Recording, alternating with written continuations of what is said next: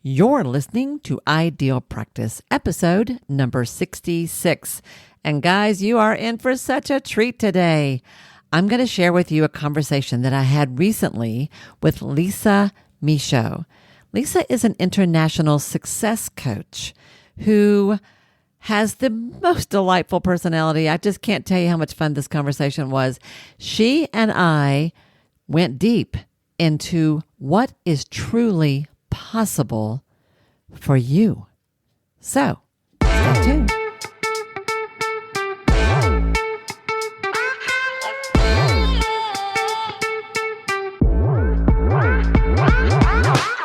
Hi, I'm Wendy Pitts-Reeves, and with over 2 decades of experience in the private practice world, I've built my 6-figure business while learning a lot of lessons the hard way.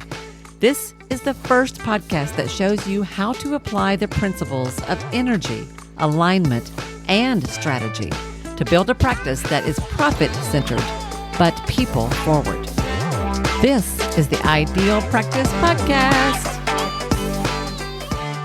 Hey guys, and welcome back. This is Wendy. Thank you so much for tuning in to another episode of the Ideal Practice Podcast. I'm your host, Wendy, and I'm so happy to be hanging out with you.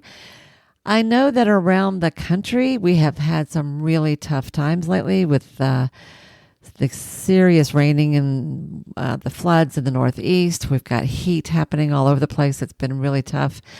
I feel really lucky because here in East Tennessee, it hasn't actually been that bad. And actually, just the last couple of days have been gorgeous. And I went out for a walk last night in the fields behind my house after supper. And it was just one of those magical evenings. You know what I'm talking about? When the clouds are full and fluffy and so many colors, you can't even count them all. And they're changing every few seconds as the sun goes down. That's how it was last night. I just love that so much. Well, I hope wherever you are that you're doing okay, that you're staying dry, that you are staying cool, and that you have what you need. I'm thinking about a lot of you who I know it's been kind of tough lately. So let me tell you about today's guest. You are in for such a treat. So I'll tell you, you will hear in the conversation itself how Lisa and I met. I'll save that for you because it's pretty funny. But I want to share with you that Lisa is an international success coach. She has her own podcast. She has her own programs. She is an entrepreneur. She's a real estate investor. And by her mid-30s, she's already created a multi-million-dollar net worth. And she's got some really powerful stories and lessons that the rest of us can learn from. She inspires, she leads, she motivates everybody she works with. She works with entrepreneurs, executives, parents, leaders, and others who are committed to creating fun and meaningful lives. Now, she calls herself a hopeless romantic, but she's that and so much more. I think you're going to have a blast in this conversation. She will tell you that her ultimate pursuits are joy, happiness, and fulfillment. And isn't that what we all want? So with that, let's get into the interview. All right, everyone. Thank you so much for tuning in and welcome back to another episode of the Ideal Practice Podcast. I am absolutely thrilled to have a guest today that I've been looking forward to, honestly, for months. It is my pleasure to welcome Lisa Michaud onto the show. You've already heard a little bit about her in the intro, but let me just bring her on and let her say hi. Hi, Lisa. Oh, Wendy, I'm so excited to be here, and it has been months, and I've also been really looking forward to it. So I'm grateful to be here and to chat with all of your amazing community in Ideal Practice. That's great. So yeah, I was thinking about how we met. We met in the middle of a podcast challenge. It was Pat Flynn, right? That's what it was. Yeah. It's so funny. I was thinking about that too, because I did not complete all the pieces of the challenge. But the highlight for me was I just loved how we hopped on the call and we somehow ended up in breakout rooms, and we just had, it felt like it was a very instant connection. And it was crazy. Do you remember that? It was crazy. Yeah. You know, those networking things where those of you who are listening, if you've ever done this, like I hate this stuff. You're in some big group and then they send you off into a breakout room so you can meet each other and you have no idea who's going to show up on the screen and you're just waiting. And you popped up and it was just you and me. We didn't have anybody else with us. And you were like getting ready to go get in the hot tub or something. And you had like your hair was up and you were like, oh, I didn't know we were going to be on camera. Hi. I remember. I forgot about that. Yes. I feel like I was going to go maybe down to my sauna or something. Yeah, I it had was a something like that. had a bathrobe on. I was kind of like, oh, I'll just listen to this challenge. I'll listen to the information while I don't remember if it was hot tub or sauna or something. Yeah, relaxed. that's what it was. Yeah. And then all of a sudden it was like, hey, you're in a room. There's somebody here. And I was like, oh, well, I guess I better get on camera and just confess that I am not camera ready. So I forgot about that. But man, I feel like, Wendy, I should have shown up here in a bathrobe for old time's sake. It really cracks me up. And I'll never forget that. And so it was like, well, hi, so that's a heck of a way to meet people. And I don't think we talked but like 3 minutes before I was like, I want to have you on my podcast. This is great. I've got to talk to you. So here we are. Awesome. I love that we're doing it. And, that's probably I love that you shared that. And I thank you for reminding me about it because here, I know we're going to talk about like hidden rules that we have in life. Mm-hmm. And that is one of the ones. And don't get me wrong. There's some situations where like you probably need to be wearing clothes. Okay. And you should, dress for the occasion. But I think we really underestimate the power of authenticity and the power of showing up sometimes in our messy selves, in our imperfect selves, and bringing through those quirks of our personality. And we think that things need to be perfect, that we need to look a certain way, speak a certain way, even that our house has to look a certain way in order to invite people into our world. Yeah. And so I think that's an example of a rule that we follow that we don't even realize is like how we think we need to show up versus how I do think we need to show up, which I think we need to show up authentic and grounded and, and present.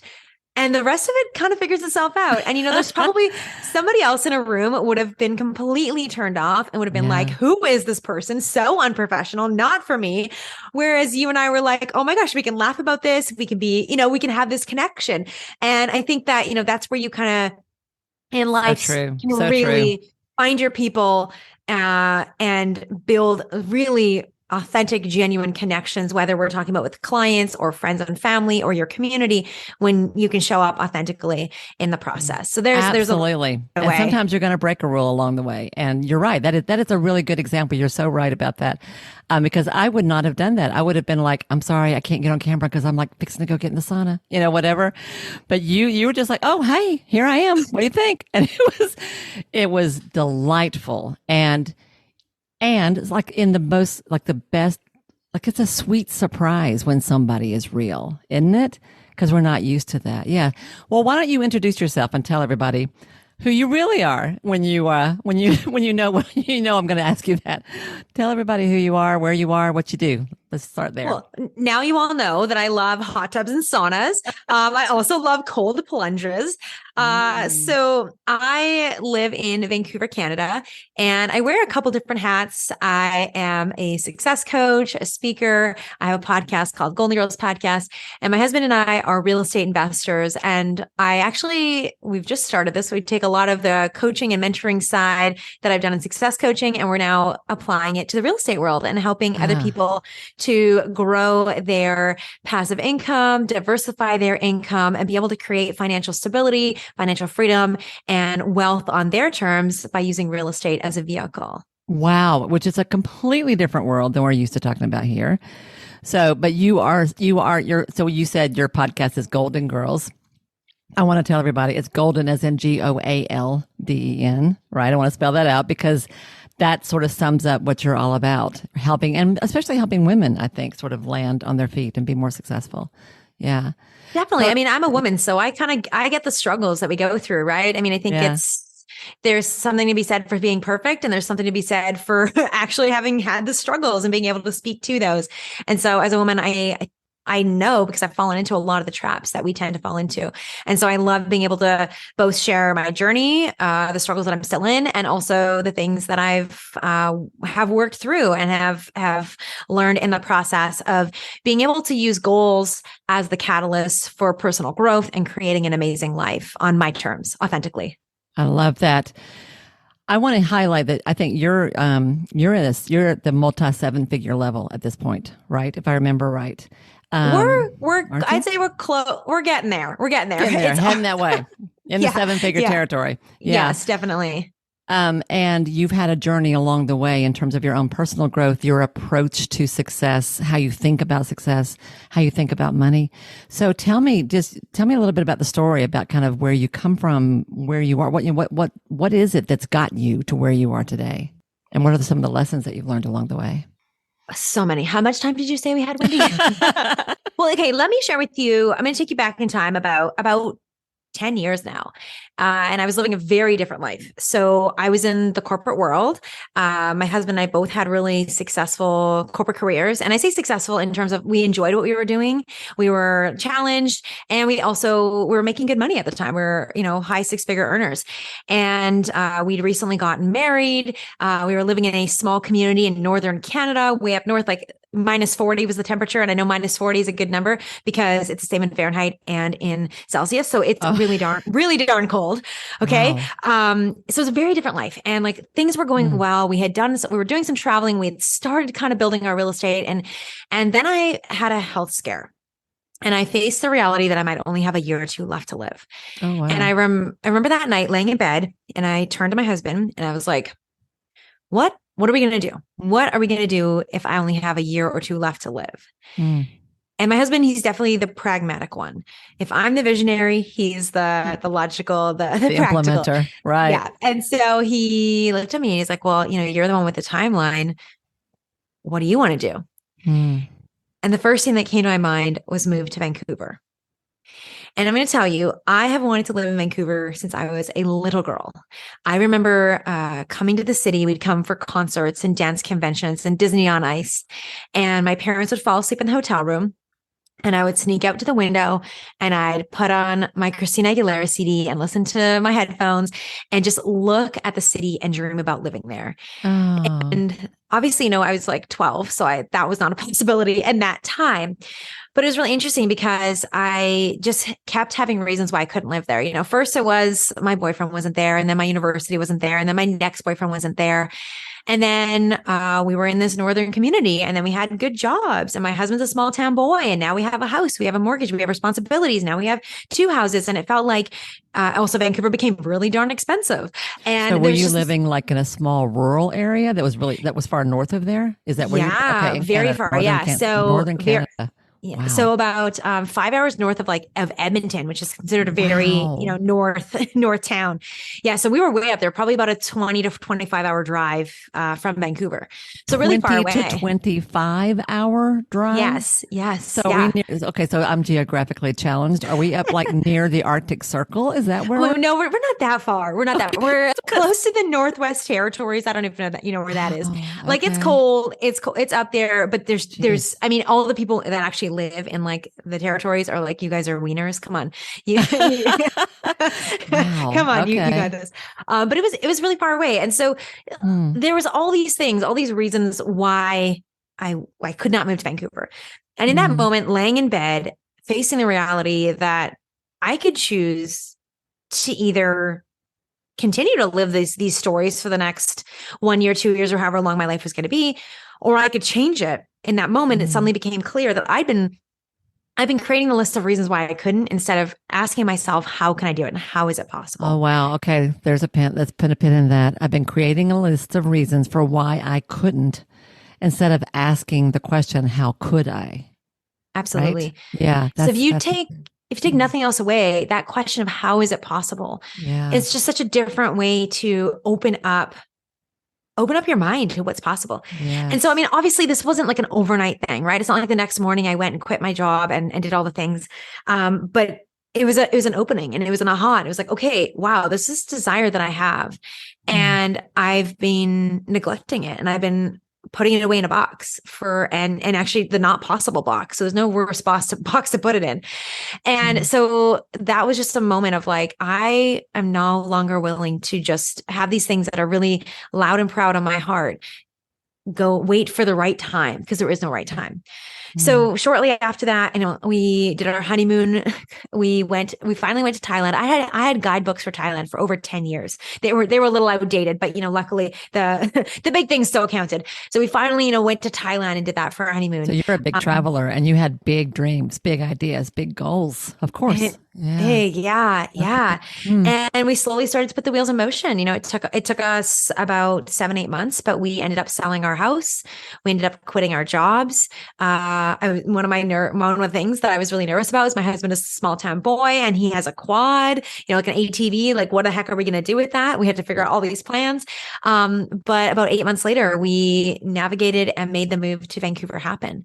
And so for me, every morning when I wake up, and when I look out and at nighttime as well, and I see the skyline of the city, it just reminds me of that this would not have been possible if I wasn't able to shift away from why I can't to how is it possible? Yeah. How is it possible? Yeah. Yeah. So, I mean, I would love to say now it would be really cute if we could put a bow on this and be like, well, now, Wendy, I never have mindset issues again, but that's just not the reality. And it's a continued process. And, once we moved here and we landed, even then I noticed myself looking for jobs and there was some that just seemed perfect on paper, but I couldn't get myself to connect. And I realized, well, I've actually wanted to do coaching and speaking for a really long time. I used to run leadership conferences and I always thought one day I want to be that speaker. And I had a coach in my executive in my role at my corporate job. And I was like, well, I'd love to do that one day. I have to ask, what was happening with your health in the middle of that? Obviously something got better, I'm guessing. So you know what? I was really lucky that it was just a scare and that it was something that, it was the scan came up and, different scans can show things different ways. Yeah. And the 2D was scary. The 3D was not, which is great. And so I'm very lucky, that it was just a scare and that just scare enough to get your attention and shake things up. Exactly. Yeah. And so then I found myself still getting into some of the old patterns. And it wasn't until I, again, started looking at those job descriptions that I was like, gosh, I have no oomph in it, that I realized, well, I wanted to be a coach. And I kept saying, I'm going to do it. Here we go. You're going to recognize the script. Maybe some of you play it as well. I'm going to do it one day. I'm going to do it when I have $300,000 in the bank account or $1 million in the bank account, or then you would just move the goalpost to 2 million. Or I'm going to do it when my kids are grown up. I didn't even have kids and I was already waiting for my child to move out and grow up so I could do the things I wanted to do. No, wait a minute. You didn't even have kids yet. Mm-hmm. I'm going to slow you down just a second because I talk slow and I hear slow. But you didn't even have kids yet. And you were already thinking, I want to, you were talking about launching a coaching practice. You were working in corporate at that point? Right. Still, I had quit my job and moved to Vancouver, and I was looking for more corporate because that seemed like the thing to do. Got it. So thinking about what you're going to do, but what you really wanted to do was the coaching. But you're like, maybe when this happens, or when this happens, or when this happens, including when my kids are grown that don't exist yet, I can do what I really want to do. Got it. Okay, go ahead. Precisely. Yep. And it's so funny because when you slow it down, it's pretty obvious the fallacies in what I was thinking, the illogic, the nonsensicalness of what I was thinking, the scripts I was playing, they make sense when you slow it down. Yeah. So often we're unconscious to those voices. We're unconscious to the scripts. We're unconscious to the stories, or we're running so fast we don't ever stop to question it. And that's honestly why I believe so much in the power of coaching, and so much in the power of mediums like this, of podcasting, and of slowing down, and breathwork and meditation, and being present, because we're living so much of our life on autopilot. And I still have to catch myself. This is a continuous process of learning and moving out of it. But if we all need to do this, we all need to slow down and be like, what are the stories that I'm saying? What are the scripts that I'm living by? And consciously choosing whether these are the ones I want to actually live by. I want to put a pin in that too. I'm sorry. Every now and then I'm going to have to interrupt because I want to make sure people capture this. What are you just said, what did you just say? What are the scripts that we live by? We need to be present and ask, what are the scripts? Did you say unconscious? What are the scripts and the stories that I'm unconsciously living by? And what do I want to consciously choose to live? Yeah. I love that. You're right, because we live on automatic pilot. We just go through the days. We just do whatever we're supposed to do. We just move from one thing to the next without ever really thinking about it. And what you're saying is that there have been probably a series of times in your life when, for various reasons, you stopped and went, wait just a minute, what's going on here? Is this really what I want? And if not, what do I want? So I love that. So you were sort of, and I love the idea of a 12-year-old looking out the window at the city lights and dreaming about being there someday. And then lo and behold, finding a way to get yourself there, because dreams really do come true. That's beautiful. So you're trying to figure out, what am I going to do now? And should I get a job? I don't want to get a job. Should I get a job? I don't want to get a job. I want to coach people. I want to encourage people. I want to inspire people. So what happened with all that? So for all of the analyzing and overanalyzing and the list of why not that I had done in the past, this is one thing I just jumped into and dove into. I just said, I'm going to do it. And I read a couple books. I took a few courses, did some coach training and launched it. And there's been so many, iterations and evolutions along the way. I'm still figuring it out. Like, there's still so many lessons. But for me, it was like, I would also say this as part of the scare. It was also this realization that I don't just want to work forever.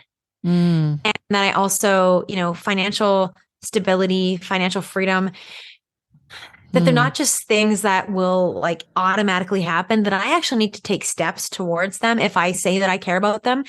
And I do. I really believe, we can, talk more about this, but I really believe that financial stability and financial abundance is for everybody. Yeah. And it actually allows us to live a better life, it draws out the great qualities that we all have. And so, at the same time, while I was growing my business, it was also like, let's start getting more serious about and intentional about how we're investing our money and making our money work for us. So we're not always working harder, but we're working smarter. And so the last several years have been a journey of, actually birthing that child that in my dreams, birthing her into the world and bringing her in. And then simultaneously, building our real estate business, and also creating the podcast and coaching and speaking so that other people don't have to have these huge life-shaking, life-altering moments like I did to be able to start consciously choosing the scripts and the stories and their own dreams for their life. You don't have to wait till something hits you. You don't have to wait till something gets hard. You can choose today to set a dream in motion, to start figuring out what you want your life to look like. And I do love what you're saying about financial freedom and security is everybody's right. Abundance is everybody's right, but that you have to be more thoughtful and intentional about how you move towards that. Because I think we have a lot of hidden scripts that block us from that. Yeah. Yeah. So much. Yeah. The money this is like the whole series on money. Well, seriously, has money been easy for you? Is it something you've always been comfortable with? Cause I'm thinking just starting off the bat saying you had a sauna. I'm like, who has a sauna? Nobody I know has a sauna, right? That's probably not true. They probably do. I just don't think about it. But like automatically have you always been comfortable with the concept of money, with earning money, with charging for your, what you do? Like, talk to me about that. Cause a lot of my folks really struggle with that. Yeah. I think most people really struggle with this. And I certainly did too. Yeah. Like, this does not come naturally to me. This is still something I'm still evolving. So let me tell you, there were some things that I do feel came naturally to me. And I would be curious for everybody listening, like what parts of money came easy to you if you think back to when you were 2, 3, 5, 10. Because I do think there are parts of it that do come easy to us, and I think it gets squashed out.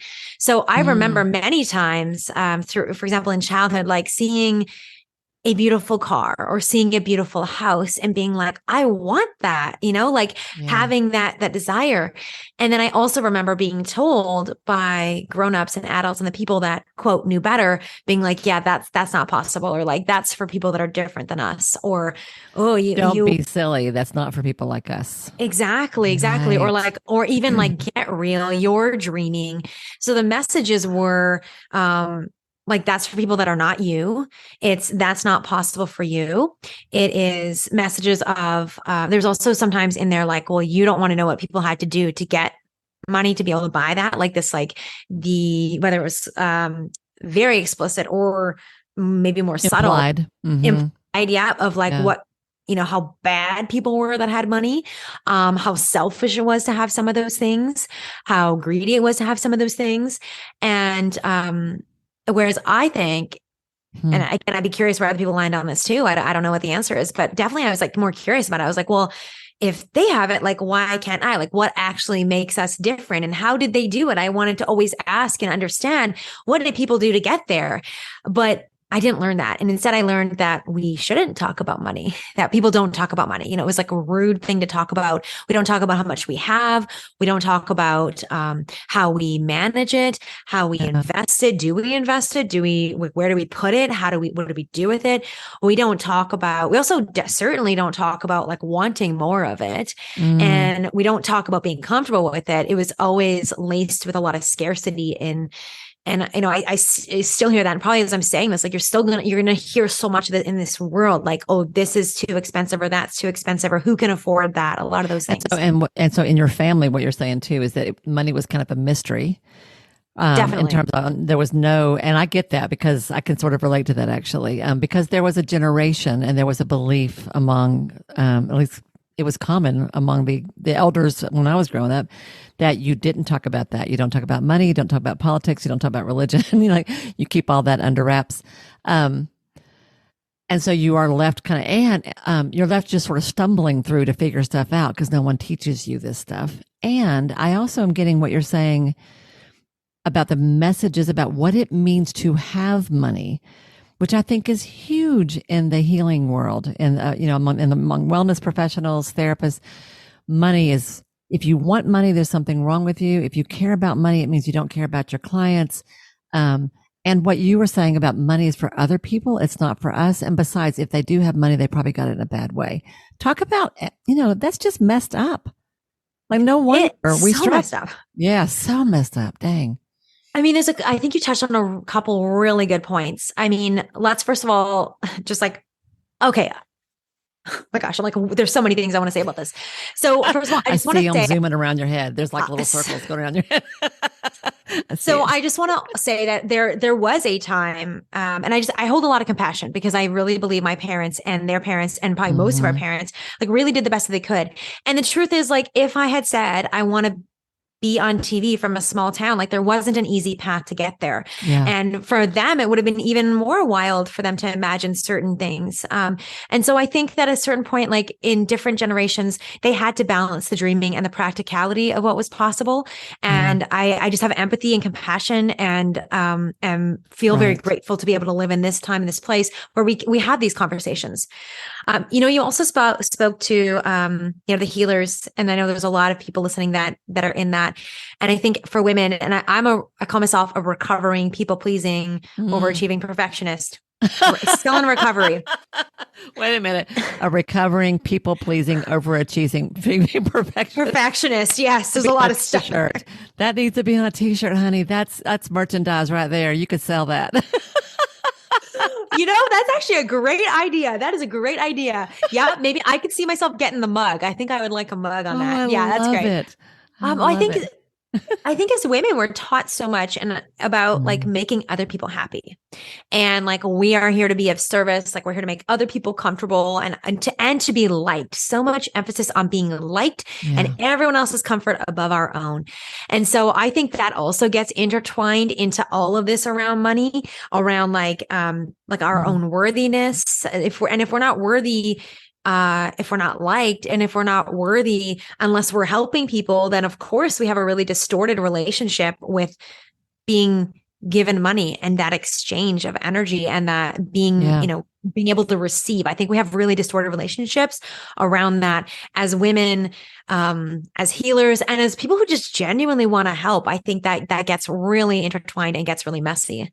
Because somehow it's honorable and good for us to help and to give, but it is dishonorable and selfish to receive, which is completely out of balance. But I see this all the time, and I think you're right. It's certainly, I feel pretty strongly about that. This is what girls are taught. Your job is to make everybody else happy no matter what. I call it Southern Women Syndrome because that's really strong where I live in the Southern United States, but maybe that's a worldwide thing. I don't know. But I also think that something brilliant that I was going to say just now that completely went out of my mind. There was another point there I was going to go with that. Healers take that a step further in that they are, thank you, come back to that. Healers take that a step further by taking that same attitude into their career and put their clients before themselves, their literally everything before themselves, and then wonder why they're burned out and broke, even though they're seeing 50 people a week or 30 people a week or whatever crazy numbers there are. So we have to turn that around. You're right. We have to receive as well as give and be okay with both and recognize when we're getting judgy about that, because that's so unhealthy. 100%. I love this. You are right on. So is this something that you had to learn yourself to be able to receive, to allow abundance in, to allow good things in? Or how has that sort of ebbed and flowed for you over time?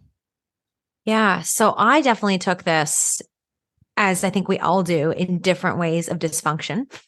And my direction of dysfunction was, I was like, oh, well, like, I don't understand anything about money, but I know all of it is possible for me. So I'm just going to spend it all. It'll be fine. And yeah. And so that was my thing. And when I was in university, I worked a lot of jobs. I like made pretty good money for university.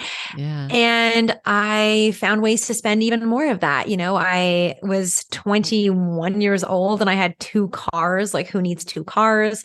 And I had Louis Vuitton bags and designer jeans, and I had done some traveling, and I had a whole lot of debt when I came out, and none of it was student loans, you know.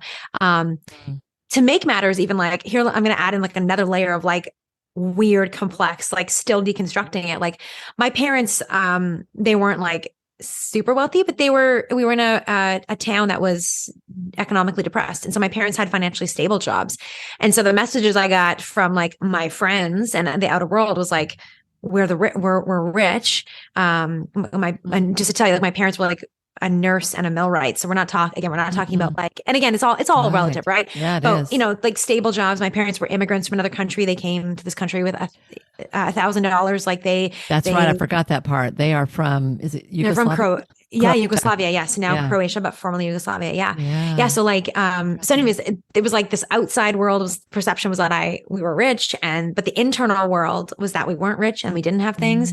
And so there was a lot of that. And so I don't know, I just like took all the messages that we are rich and without the actual knowing of how to have wealth, or without actually having it, and just spent. And so when I graduated, that was definitely a moment for me. I don't even know what it was. It was like just this like realization that I no longer want to go down this path, and that I want to create, and I can create, real financial stability, and I have to do that. And so it was, it felt really aligned. It felt really good. I was able to work. Was there a moment? Was there a moment when that kind of clicked for you? Or there no, was it just no kind of moment. evolved? Yeah. It was just like, I'm done with this. Yeah. And you know, I think there's power. I think there's a lot of power in the deep moments, like the big shocks. Like, I mean, I never wish those things on anybody, but there's a lot of power in them. And I think we need to honor that. And then I also don't need them all the time. And so that I don't have like a one moment. It was just like, I'm just no longer willing to tolerate this. I'm no longer willing to continue to go further and further into debt for things that aren't really in service of who I want to be and how I want to live my life and what I want to create. And it took several months of getting out of that debt and setting up some financial stability. And then it's been even more of a journey. Like that was kind of the first step was, okay, how can I stop overspending? Because that was my problem. How can I get out of that? Yeah. And then the next thing was, how can I earn money? Yeah. And then it was, that I earn money, how can I keep that money? Yeah. And then it took several more years. And I'm sure people can do this faster than me. I'm not necessarily the sharpest. I don't know about that. Yeah. But the next step was then how do I make that money work for me? And how do I invest that? Because for me, I always learned debt is bad. We should just pay down your mortgage as fast as possible, and money just like save. But it turns out that if you're not investing it, you're actually losing it. And so that was a whole journey too of learning how to make my money work for me. And then we've now taking it to the next level in terms of our real estate. How can we actually leverage debt? So before it was like no debt. Now it's like, how do we leverage debt? And how do we leverage other people's talents and all those kind of some bigger questions? But it's definitely been a journey and a process. And I don't think it definitely did not happen all at once for me. I didn't go from, spending it all on cars and Louis Vuitton purses to knowing how and where to invest it and having my money make money for me. That there was definitely a journey there. What I hear in that it's maturity for some point, and just a certain amount of life experience. But it was also, there's a pattern here that I'm hearing for you, which is that you are very intentional about going after and creating what you want. And even though there are times when you can't imagine how it's possible or you can't see a way there, your it seems to me like your bottom line approach to life is not, that'll never happen, but why not? And once at different points along the way, you make different decisions. So like the 12-year-old, I keep coming back to that picture because that's a really powerful picture in my mind of this little girl in a hotel room in the dark while her folks are sleeping, looking out. And if you ever stay in a hotel in a city, I live out in the country where it's dark at night, but, which is beautiful in its own way. But to be in the city and looking out on all the lights that are there all night long, it's kind of magic. And to dream about what is possible. And part of you going, I don't know if I can do that. And part of me going, well, why can't I do that? And in different ways that theme keeps coming back over and over and over again. I love the intentionality of that. I love the sort of open-hearted, open-minded. It's an abundant mindset is what that is. Abundant mindset. And then in terms of your money, like you were talking about, I had to learn that whole thing about I was spending a bunch because you were 21, you were a kid. You're like, it's like easy money. What's wrong with this? This is great. We've all been there. Even that, once you made a decision like, yeah, this isn't working for me anymore. I want something different. And then it sounds like in a very pretty logical way, it has unfolded and your skills and your approach and the way you think about it has changed over time. I think it's brilliant. I love it. Thank you. Well, I really hope that what people are hearing and can take away is like, I know that we all have hopes and dreams. Yeah. And so often we shut them down before we've even given ourselves a chance to really explore it. We count ourselves out. We think that's not for me. That's not possible for me. That's for people that are different than me. We don't even give ourselves the opportunity. And I just heard one of my coaches talk about, she was outside of I believe it was a clothing store, and she heard these two women conversing. And one woman said, "Hey, do you want to go in that store?" And the other woman was like, "Oh no, like everything's too expensive. I don't even want to go in there." And it's just such an example of how we don't even put ourselves in the store. We don't even allow ourselves to be in the space where we could be surrounded by things. And I think I hope that it really is the first step, is like allowing yourself to have dreams and have desires and not making yourself wrong for them, not guilting yourself, shaming yourself, but like allowing yourself to be in that and knowing that you're worthy of it and deserving of it. And then the second step is then, then the fun part is like, what would that look like? And getting to explore how might that be? And who can I learn from it? Who can I connect with? And who do I become in that process? And then consciously choosing. Who do I become in that process? Who do I become in that process? If I want to be a person who lives this way, who does these things, who has this opportunity. Who do I have to become for that to be real? I love that. That's important. Mm-hmm. Yeah, and your point about that, we don't even put ourselves in the situation where that's around us. What is that? That thing, you're the average of the 5 people you hang out with most of the time. If you hang out with people who complain all the time and talk about how broke they are, then there you go. Yeah. Yeah. Okay. And it's amazing how fast we can get sucked into that, especially if you're an empathetic or a people pleaser.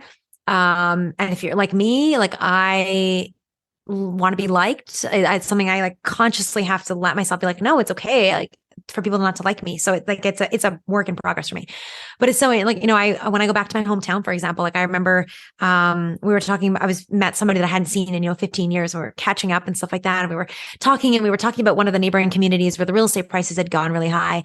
And she said something along the lines of like, yeah, it's just so expensive. I mean, who can even afford that? And I found myself being like, yeah, like that is crazy. It's so expensive. And I, after pausing and later on, I was like, well, like I can afford that. Like we have a home in a place that's even more expensive than that. And I share that not to brag. I share that for 2 reasons. Number one, because it's so easy to just like be the nice person. And I'm not saying that conversation needed to go any differently or anything like that, but just to be aware of how often we fall into those patterns or think those things. And if we're not consciously recognizing, there's sometimes socially where it's just makes more sense, or it's easier to just kind of flow with that huge, conversation. Lisa. This is huge. Yeah. Yeah. So, recognizing that. And then the second part of it is there's also this question of like, well, what if instead of all of us always being nice, and what if instead of us always agreeing or complaining or maybe bringing down the common denominator, like in the right situations, what does it look like for me to actually share what I know and share what's possible and be able to create hope and inspiration and knowledge sharing and connection and helping other people with some of these things that I've learned as well? Yes. What if you don't automatically go along with whatever the crowd is saying? Because it is so easy to fall into that. Yeah, you're right. Boy, that sucks. That's terrible. I can't believe what's going on. And I love what you just said about just dropping to the lowest common denominator, because that's what you're doing is you are lowering your expectations to join everybody else's. And words have power. Words have power. When you say it out loud, you are speaking that into reality. When you say that with other people, you are saying it for yourself. But what you're doing is you're holding up a light and kind of going, no. Actually, you know what? There's another way of thinking about that. I could say, gosh, it's really expensive. Or I could say, so how cool would it be if we could actually do that? And what would it take to get there? That would be awesome. Let's play with that, shall we? That's and in that moment, when you do that, you completely change the energy in the room, don't you? Like and I bet people look at you a little funny, like when you do actually do that, it's because it shakes up the norms. And I see this in the mental health world or the healing arts world, because a group of people will be sitting around having coffee talking about how low reimbursement rates are, or about the clients who don't show up and don't pay, or all the things that go wrong in their practice. And I'm like you, I love, like, I can be sympathetic to that and compassionate to that and understand that because we've all been there. And complaining about it doesn't make it any better. It just feeds it. That's so good. Yeah, you're right on about that. But it takes courage to be the one that kind of goes, well, I don't know. Some people could afford that. And maybe the question is, how can we see that more people could afford that? How about we do that? Yeah. Wendy, like, I love what you just said there. And I know that everybody listening, like, can feel that energy shift as you said that. Like, that was, the way that you framed those.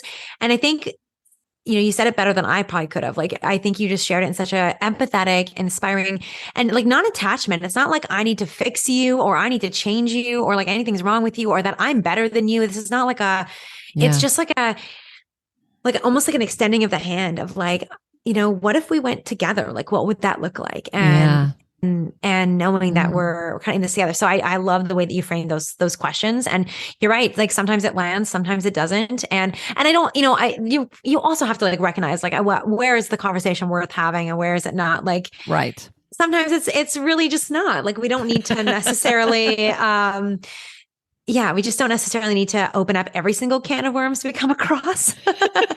But some of them we can start to be that change. And it is really exciting. And I think the more of us that can do that and have the courage and start to open up these conversations and start to talk about these things that we're not supposed to talk about. And in this context about money, that is how we're going to change. That is how we are going to be able to feel worthy and stop living paycheck to paycheck and create empowered money stories and money scripts. Empowered money stories. I love that. Empowered money stories. One of the things that you and I talked about before when we met last time, we for everyone who is listening, I always do a call with my guests before we actually do the interview because I want to meet them and get to know them and hear more about their story. And one of the things, Lisa, that you and I talked about was the hidden rules that we live by. That we don't even realize that we're living by, and how challenging it is to recognize those. And I kind of feel like what we're doing today, right now, is talking about how challenging it is to begin to change those and push back against some of those. Yeah. So So one of those rules is not to do better than your friends or your family, not to put yourself up above other people, and not to be too successful. And don't, in my part of the world, we would say, don't get too big for your britches. That's what we say. Mm-hmm, Right. mm-hmm. As your own success has evolved, and as your own, I love the recovering perfectionist piece and the recovering people pleasing. I can't even say that whole phrase now. That was just too good. But I'll as give you a that, t-shirt. yeah, seriously, I really think that'd be like a speaker. So this is why I'm grumpy, because I don't do that anymore. Whatever. Let me tell you what I really think. Have you found that your relationships have changed, that you've gained friends and lost friends? Because this is something that I've noticed as a coach. And I also learned this in some of the coaching programs I've been in, that as we evolve and as we allow ourselves to let more in, we sometimes lose people along the way because not everybody's willing to go with us. Yeah. Can you relate? Definitely. It's funny. Like, I think in the beginning, people were actually pretty great and pretty successful, or pretty happy for me. Like starting my business, for example, and making the move. Like most people were really, like, everyone was very supportive. And there's like, I think there's certain levels at which people start to drop off. I'll tell you, this, like, there's also certain scripts. I don't want to, like, this a whole other rabbit hole we could talk about, but, like, we talk about there's certain rules in life. There's also, like, on social media, there's certain rules about things you can say and can't say, and things that are tolerated, and all those pieces. And there's like a really pretty prescribed script in terms of what you can and can't say, and what you shouldn't say, and things like that. And I like, kind of, I have the same approach to those things. And, like, I also, like, I'm not going to be a butthole, but I'm going to be aligned, and I'm going to be honest, and I'm going to be authentic, and I'm going to show up the way that I want to, the way that I want to show up, and the way that I think is going to be in service of myself, the people in my community, the people I'm serving, and the world. Yeah. And so like, I think at different points here, I've absolutely lost people, and people have, called me some unkind words. I've lost some friends. I put that in quotes, though, because I think it's really interesting, because we talk about the hidden rules that we live by that we don't realize. Yeah. There's also the flip side to this, is the rules that other people expect you to live by that are also unconscious. And you don't always know those until you've broken them. Yeah. And so it is really interesting, like, what people have disconnected from us, from me, in terms of, like, how they perceive the success that we have had, or, like, how we've become successful, or what I share about success, or what I don't share. Yeah. And like, it's not, I won't lie and say it's not painful. Some are more painful than others. One I know in particular, like, that was a friend, like, and I think this is, like, taps into nervous system work too, which I bet you some of your people will really understand. They sure will. But, like, it feels to me when some of these happen, like, it literally feels like my nervous system is activated and I'm dysregulated. And so I take time to, like, to regulate, to do some breath work or movement, or Get maybe there's centered. some VU technique or whatever that looks like. And, like, like embodiment, I can move anger or sadness or frustration, like, lots of that kind of somatic stuff. Because it is painful. Like, I'm not the person who can just be like, well, screw them. Like, it doesn't bother me. I don't have that thick of a skin yet. For some I do, but some definitely are more painful. And I wouldn't want you to. I mean, the fact that it bothers you means you care. You just have to learn you have to modify it a little bit, right? And don't let too much of it in. Right. Yeah. Exactly. I think it's like at every, I mean, they say, like, every level new devils, right? And I feel like it's the same thing too. It's like, people that didn't like, or thought I was, like, maybe the perception of, like, you know what, this is probably more my own self-perception, but I definitely had a perception around, like, putting myself out on social media felt really scary at first. Like, what are people going to think? What are people going to do? And it was like, that was one kind of level to move through. And the first or second time, there were some comments. That's when I felt that reaction, and I had to move through that. And then now it's like no big deal. Like, people say things, I'm like, oh, that's their perception. Like, that's their stories or what they expected of me. And that's fine. Like, I'm playing by my rules and my intentions, and that's great.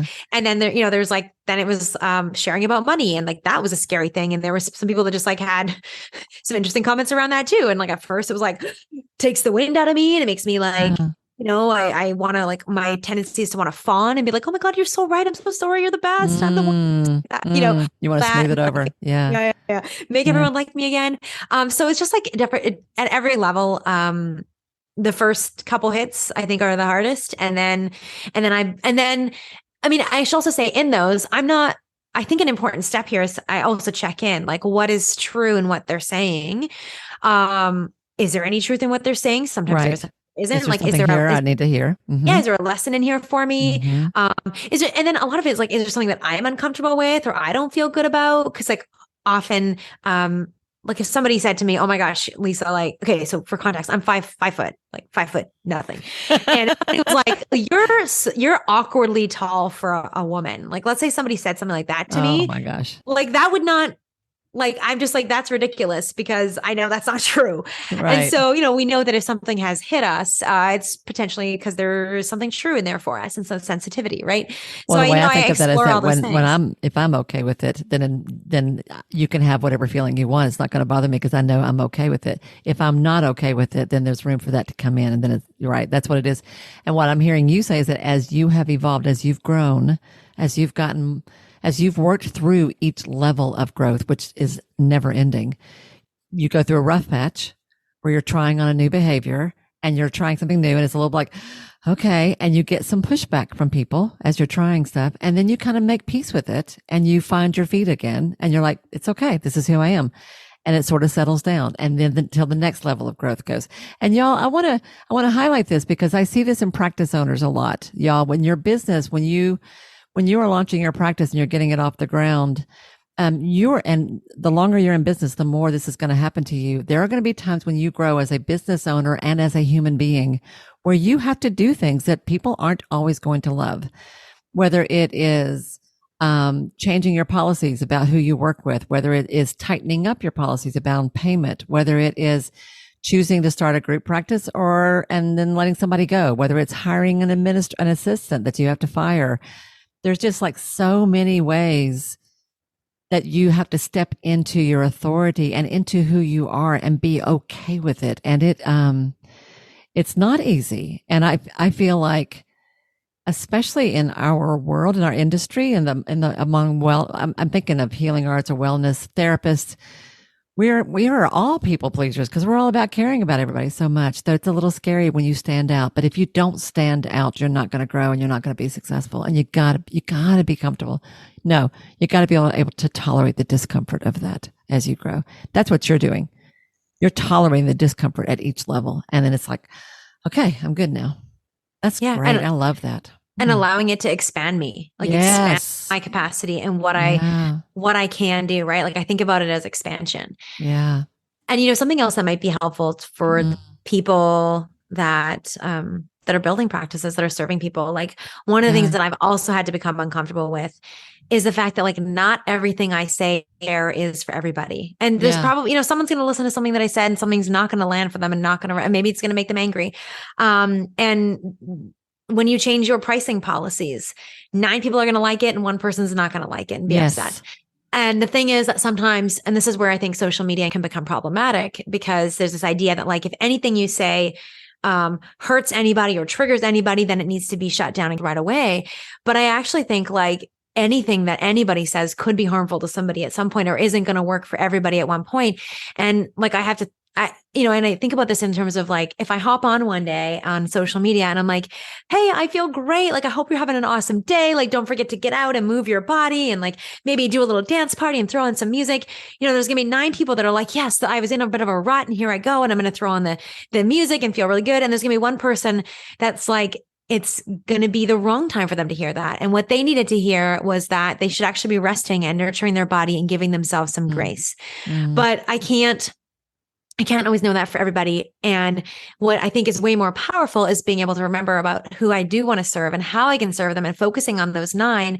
And in everything that I do, and I feel this way as a coach, and I hope that I know everyone that's listening, your healers, your therapists, all those, like they're doing also the important work that for that 1 person that what I share, that message that doesn't share, like what I hope that my work does and what I believe all of your work does is to help that person in discernment.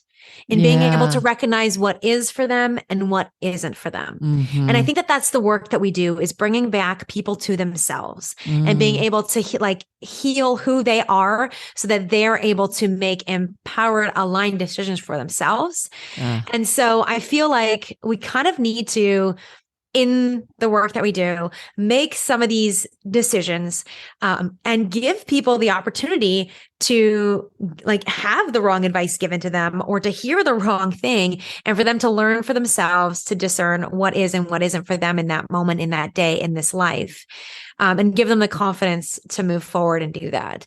But Empowered thinking. I love it. none of that healing, none of that empowered thinking, none of that Yeah. learning happens if we don't show up and do our work for the people that are there to listen. None of that Yeah. happens if we just close a door, or we don't grow our practice, or we don't increase our prices, or we aren't able to serve people. None of that happens if we can't charge what we're worth, if we can't show up every day and feel aligned, if we can't charge enough to not only keep the lights on and pay the team and serve the people, but also go on vacations if we wish, or Mm. donate to causes that we care about, or take days off when we need them, or drive the car that feels so exciting to drive into work every morning. All of these things allow us to then do the work. It's a circle. I'm moving with my hands as if everybody can see, but it's all in relationship to each other, and it's all connected. Girl, I just want to say, preach, preach. This is, sorry, that's another Southern thing, but this is you just encapsulated the whole thing for me. This is what I want people to get. It does not help your clients for you to play small. It does not serve them. It just really doesn't. When you bring your most powerful self to the work, you are making it possible for them to do the same. When you treat yourself with respect, you are modeling what that looks like so that they will do the same. When you have healthy money boundaries and systems and pricing, you are saying this work is important. And that's exactly the message we want to have, right? And the whole point about discernment. If you are for everybody, you are not for anybody. This is also a core piece of business, y'all. You don't need to serve everybody. You can't serve everybody, nor do you want to. And I would say if your messaging is, to be honest, wishy-washy enough that it kind of covers everybody, then it's not very good. Your messaging needs to help people self-select that you are for me or you are not for me. And there's nothing wrong with that. That's actually healthy. I love the point about discernment. That's so good. Lisa, you are such a delight. I love your energy. I love your smile, which nobody can see, but it's gorgeous, y'all. And I love the confidence and humility that you bring. It's just a really sweet combination. I love it. Where can people learn about you? If people want to follow your podcast, or maybe check into some of your coaching or your programs, or heck, for that matter, learn how to invest in real estate, which is a whole nother world. Where do people find out more about you and connect with you? Oh, thank you. And I want to say that I really deeply received those words. Thank you, Wendy. And I think you are so gifted. I told you this on our prep call. I'll tell you this again. You are so good at listening, at being genuinely curious, and also at pulling out and expanding on the important points so that everybody listening really hears what the messages are that you think are important. And you are so good at it. And I can see why your podcast is so popular. And I know that it serves a lot of people. Thank you. So thank you for having me. It's been such an honor. If people do want to connect and learn more, they can follow me. I'm most on Instagram at the Lisa Michaud, and I also have at Golden Girls Podcast. And my podcast is on all the platforms. And then Lisa Michaud, y'all. The Lisa Michaud. Well, you know what? Lisa Michaud was taken, so I had to add something in the front there.